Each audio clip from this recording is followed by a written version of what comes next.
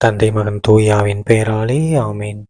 Mark எழுதிய நற்செய்தி வாசகம் அதிகாரம் 6 இறைவசனங்கள் 17 முதல் 29 முடிய. அக்காலத்தில் ஏரோது தன் சகோதரனான பிலிப்பின் மனைவி ஏரோதியாவை மனைவியாக்கிக் கொண்டிருந்தான். அவள் பொருட்டு ஆள் அனுப்பி யோவானை பிடித்து கட்டி சிறையில் அடைத்திருந்தான். ஏனெனில் யோவான் ஏரோதிடம், உம் சகோதரர் மனைவியை நீர் வைத்திருப்பது முறையல்ல என சொல்லி வந்தார். அப்போது ஏரோதியா அவர் மீது காழ்ப்புணர்வு கொண்டு அவரை கொலை செய்ய விரும்பினாள். ஆனால் அவளால் இயலவில்லை. ஏனெனில் யோவான் நேர்மையும் தூய்மையும் உள்ளவர் என்பதை ஏரோது அறிந்து அஞ்சி அவருக்கு பாதுகாப்பு அளித்து வந்தான். அவர் சொல்லை கேட்டு மிக குழப்பமுற்ற போதிலும் அவருக்கு மனமுவந்து செவிசாய்த்தான். ஒரு நாள் ஏரோதியாவுக்கு நல்ல வாய்ப்பு ஒன்று கிடைத்தது. ஏரோது தன் பிறந்த நாளில் அரசவையினருக்கும் ஆயிரத்தவர் தலைவர்களுக்கும் கலிலேய முதன்மை குடிமக்களுக்கும் ஒரு விருந்து படைத்தான். அப்போது ஏரோதியாவின் மகள் உள்ளே வந்து நடனமாடி ஏரோதையும் விருந்தினரையும் அகமகிழச் செய்தாள். அரசன் அச்சிறுமியிடம், உனக்கு என்ன வேண்டுமானாலும் கேள், தருகிறேன் என்றான். நீ என்னிடம் எது கேட்டாலும், ஏன் என் அரசில் பாதியையே கேட்டாலும் உனக்கு தருகிறேன் என்றும் ஆணையிட்டு கூறினான். அவள் வெளியே சென்று, நான் என்ன கேட்கலாம் என்று தன் தாயை வினவினாள். அவள், திருமுழுக்கு யோவானின் தலையை கேள் என்றாள். உடனே சிறுமி அரசனிடம் விரைந்து வந்து, திருமுழுக்கு யோவானின் தலையை ஒரு தட்டில் வைத்து, இப்போது எனக்கு கொடும் என்று கேட்டாள். இதை கேட்ட அரசன் மிக வருந்தினான். ஆனாலும் விருந்தினர் முன் தான் ஆணையிட்டதால் அவளுக்கு அதை மறுக்க விரும்பவில்லை.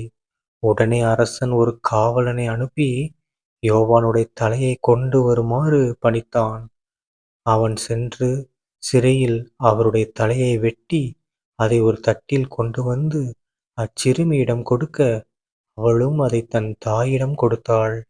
இதை கேள்வியுற்ற யோவானுடைய சீடர்கள் வந்து அவருடைய உடலை எடுத்துச் சென்று ஒரு கல்லறையில் வைத்தார்கள். ஆண்டவரின் அருள்வாக்கு. கிறிஸ்துவே உமக்கு புகழ். அன்பார்ந்த சகோதர சகோதரிகளே, இன்று பொதுக்காலம் 21ஆம் வாரம் ஆகஸ்ட் 29ஆம் தேதி 2025ஆம் வருடம் வெள்ளிக்கிழமை. இன்றைய நற்செய்தியில் பாருங்க, நாம புனித திருமுழுக்கு யோவானுடைய பாடுகளை நாம இன்றைய நற்செய்தியில் தெரிஞ்சுக்கிறோம். அது மட்டும் இல்லாமல் இந்த நாளில் நாம என்ன பண்றோம், புனித திருமுழுக்கு யோவானுடைய பாடுகளை நம்ம நினைவு கூறுற நாள். ஓகேங்களா? ஏன்னா திருமுழுக்கு யோவான் எவ்வளோ பெரிய ஆள் அப்படின்னா, ஏசப்பா மாதாவோட வயிற்றில் இருக்கும்போதே இவரும் எலிசபெத் அம்மா வயிற்றில் இருக்கும்போது 2 பேரும் சந்திச்சிருந்துருக்காங்க. ஓகேங்களா? அந்த அளவுக்கு. ஓகேங்களா? அதாவது சகோதரர்கள் அளவுக்கு அவங்க என்ன இருந்திருக்காங்க, வாழ்ந்திருக்காங்க. ஓகேங்களா? ஸோ அன்னை மாதாவே போய் அவங்கள்ட்ட பேசும்போது எலிசபெத் வயிற்றில் இருந்த குழந்தை என்னாச்சு, மகிழ்ச்சியால் துள்ளிற்று. அந்த குழந்தை யாரு? நம்ம திருமுழுக்கு யோவான் தான். ஓகேங்களா? ஸோ அவர் வயிற்றில் இருக்கும்போதே அன்னை மரியாவுடைய வார்த்தையை கேட்டிருக்காரு.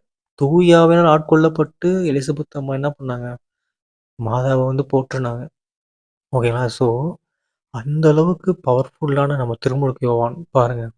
ஏசப்பாவுக்கு முன்னாடி வழியை ஆயத்தப்படுத்துறது ஒரு ஆள் வேணும்னு கடவுளே அனுப்பின ஒரு ஆள் தான் திருமுழுக்கு யோவான். ஸோ இப்படி திருமுழுக்கு யோவானை பற்றி சொல்லணும்னா சொல்லிட்டே போவோம். ஏன்னா ஏசப்பாவுக்கு முன்னாடி எவ்வளவோ மக்களை என்ன பண்ணாரு, பாவத்திலிருந்து பாவத்தை கழுவி அவங்களுக்கு திருமுழுக்கு கொடுத்துட்டு இருந்தார் யோர்தான் நாட்டில். இத்தனைக்கும் ஏன் நம்ம ஏசப்பாவுக்கே யார் திருமுழுக்கு கொடுத்தா, நம்ம திருமுழுக்கு யோவான் தான். ஓகேங்களா? ஸோ யாருமே கண்டுபிடிக்காதப்ப ஏசப்பாவை பார்த்து கண்டுபிடிச்ச ஒரே ஆளும் அவரு தான். அதாவது பெரிய வயசானவங்க கண்டுபிடிச்சாங்க. பட்டு அதை வெளிப்படுத்தி பயங்கரமாக பண்ணது யாரு, நம்ம திருமுழுக்கு யோவான் தான். ஓகேங்களா? ஸோ ஆனால் இவ்வளோ பவர்ஃபுல்லாக இருந்த திருமுழுக்கு யோவானும் கடைசியில் என்ன தான் ஆகிட்டாரு, இறந்துட்டார். ஸோ இதன் மூலமாக என்ன தெரியுது, எல்லா மனிதராக பிறந்தா இறப்பு உண்டு. அதுவும் ஏசப்பாவை பின்பற்றும் போது, நம்ம கடவுளை பின்பற்றும் போது கண்டிப்பாக நிறைய எதிர்ப்புகள் வளதான் செய்யும். ஓகேங்களா? ஆனால் நாம் என்ன பண்ணக்கூடாது, நேர்மையை விட்டு தவறக்கூடாது, ஏசப்பா விட்டு விலகக்கூடாது. அதற்கு இது ஒரு மிகப்பெரிய உதாரணம். ஓகேங்களா? ஸோ ஏசப்பா கூட இருந்தோம்னா அவர் நம்மளை மேன்மேலும் உயர்த்துவார். சரிங்களா? தந்தை மகன் தூயாவின் பேராலே ஆமேன். இயேசுவுக்கு புகழ். இயேசுவின் நன்றி. மரியே வாழ்க. இயேசுவின் ரத்தம் ஜெயம். அல்லேலூயா. Praise the Lord.